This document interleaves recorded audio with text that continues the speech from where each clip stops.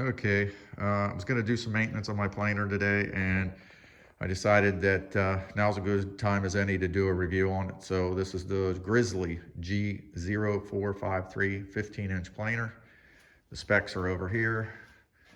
You can look them up online, but these are my specs that are written on the sticker. Zoom in a little bit so you can get it. This was made in 2017, November. I might have gotten it in November. It wouldn't have been that long after that. I was checking belt tension just to make sure that the belt tension was correct and that there were no issues in the belt housing. And there's a lot of rubber in there from it being new. And the belts, it's not a top-notch belt, but we won't get into that. But here's the cover. So I don't make you sick spinning around. I haven't figured out how to use my 35mm DSLR to do videos yet, but one of these days I'm going to figure it out. I'd like to do more videos because I like doing reviews on good equipment and give honest reviews. I mean, if it's an expensive piece of equipment, it's a piece of junk, I'll tell you. If it's a cheap piece of equipment that's worth buying, I'll tell you that too. I'm not partial to any name brands or anything like that. I mean, it's all about the quality of the tool. Does it do the job that I want it to do? And is it budget? Is it, reasonable cost? Or is it something that only a business owner that has a high-end business can afford? So I'm trying to help the average person that has an average budget that's looking to get the most bang out of their buck. And if you can't do that, I'll lead you to where you can pay the money and get something decent and pay once, cry once about it, and never have to worry about it again. I traded a lot of this equipment when I moved shops from higher end equipment to this equipment because I was trying to save some money. If you watch my previous videos, you'll see one of them was the Grizzly Table Saw, which is right here. And that's the 0690. Not a bad saw. I'm not saying you can't make furniture on it. I'm not saying that I wouldn't own one if I couldn't afford a better saw. But check my other video out. If you're gonna spend the money, buy a saw stop. That's all I got to say other than watch my other video. That's my only regret. I bought that saw to justify buying these other pieces of equipment so that I didn't go over an intended budget, and I wish I would have just went over my intended budget and bought the better saw. But anyway, the planer, nothing bad to say about it. The only thing that I can tell you is that if you have the capability to get the spiral cutter head, do it. It's just going to give you a better cut. But if it doesn't matter to you, don't worry about it. I've had this one. It's got the straight knives in it, not the spiral cutter head, and I'm happy with it. It does what I need it to do. Do I wish I had the spiral cutter head? Yes, I have one. I put one in my 6-inch joiner that I've never upgraded. I mean, that little joiner served me well, the Jet, and I put a spiral cutter head in it, and it does amazing. I mean, I've never even changed the blade to, you can rotate each one of those little blades 4 times. I've never even changed it, and I'm still getting excellent cuts, and it is 0 tear out because of that, parallel cutting. If you get some figured woods in this planer, you get a little bit of tear out, but it's not anything that you can't deal with.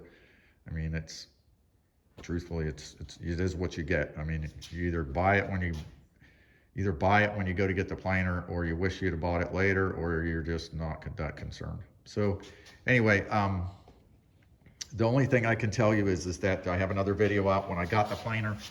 No damage from shipment or anything, but there was an O-ring right here that sealed this shaft, which is your speed control knob, and it was faulty. So what it was the oil was leaking out of here and running down the side of the planer. So I had to tear the whole gearbox apart. I called Grizzly. Grizzly's tech support, just top notch. I mean, if you get any tools that you're not happy with from Grizzly, you can't complain about their customer service, because their customer service, I mean, I don't know how the company makes money sending out parts all the time, but they do. So, or they wouldn't be in business. But they sent me out the repair kit. The job to fix this gearbox was not an easy one. If you watch my other video, I did not tape it when I did it because I wanted to get the planer up and running, and I didn't want to be held back by videoing it. It's not for the faint-hearted. If you have good mechanical skills, and I'm talking probably high average or above, you can tackle that. If not, I wouldn't recommend it, because you may not get it back together. You may have to enlist the help of a friend or something. But if you buy any of this equipment, check it over before you run it.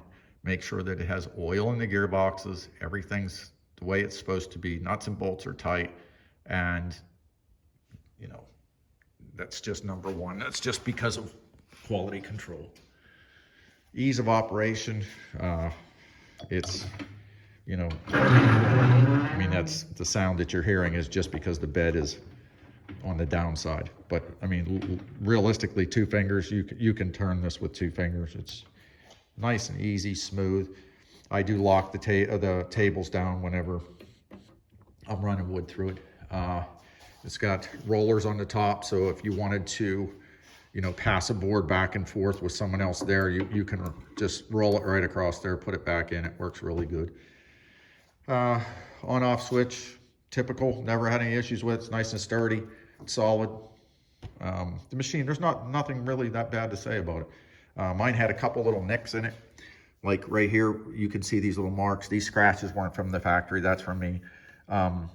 If you look at the end of my finger on the table, looked like something had bumped the table and it left a little dent in it, which left a little rise in the metal.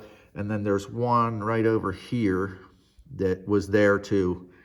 And I didn't care too much about that. What I did was I just took a diamond stone and went over this so that it was flat with the in-feed table, so that there's no ridge there to catch the wood. I left it alone for a while and it started leaving a line in some of the wood that I drove through there. So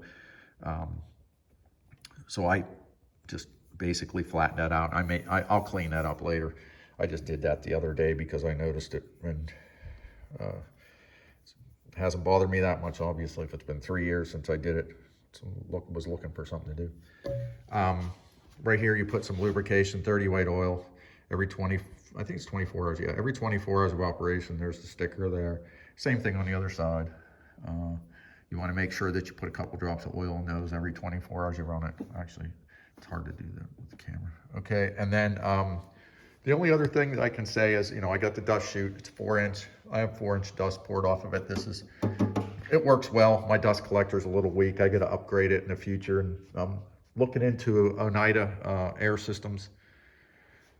I haven't reached out to them to inquire about a new system, but I'm looking into that or upgrading my system now. So got a lot of equipment pulling a lot of vacuum, and I have a little Harbor Freight dust collector that I've been living with for years, and I've run a crap load of wood through things, and you just deal with it.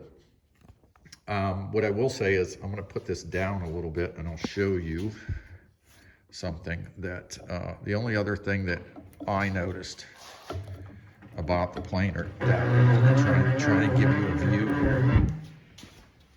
Okay, my wood, sometimes when I come, these are anti-kickback poles right here, right there, and then you'll see the roller behind it, which is this roller with the ridges with all the sawdust on it.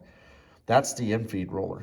That roller leaves marks on my wood on the outfeed side. So after you plan the board and it comes out, it's leaving some ridges in the boards.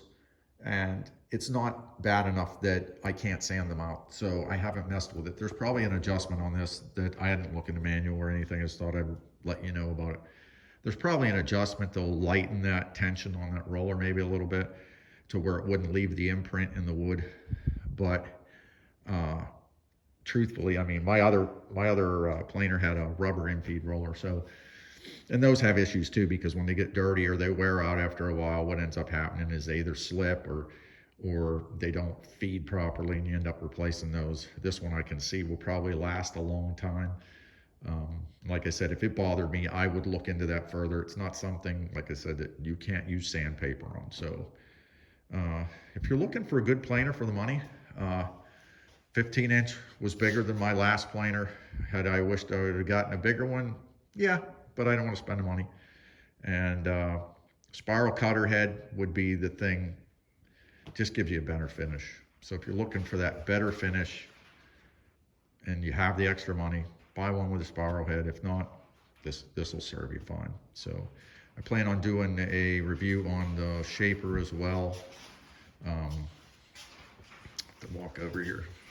Still rearranging my shop, so it's getting better though.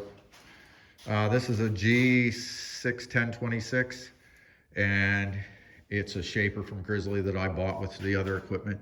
I use it. It has some flaws, and I'll point those out in the review. So if you got any questions or comments, just leave them in the comment section, or if you have any questions, leave those too, and I'll try to answer any questions you have. But for the money, if you're looking for good planer, good price, this Grizzly G0453, not a bad deal. So take care, be safe at woodworking, and enjoy the rest of your day.